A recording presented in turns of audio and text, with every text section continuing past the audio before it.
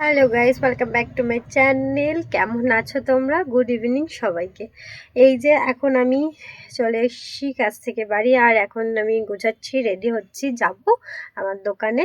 তো দেখো, আমি মোটামুটি জামা কাপড় পরে টোটালটাই রেডি হয়ে গিয়েছি। এখন আমি সেজে নেবো একটু হালকা করে, আর রেডি হয়ে তোমাদের সাথে দেখা হচ্ছে। এই যে রেডি হয়ে গেছি, শেয়ার করা হয়ে গেছে, মেকআপ করিনি, জাস্ট ক্রিম লাগিয়েছি, একটু লিপস্টিক লাগিয়েছি, চোখে একটু কাজল পরেছি, ব্যাসটা আমার লুক শেষ। তো যাই হোক, আমি এখন বেরিয়ে পড়ি যাওয়ার জন্য।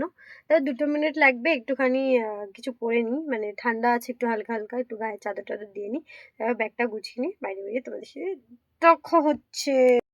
আর এই যে এখন আমি উঠে পড়েছি টোটোতে, আমাদের রাস্তায়, এখান থেকে আমি যাব সোনপুর।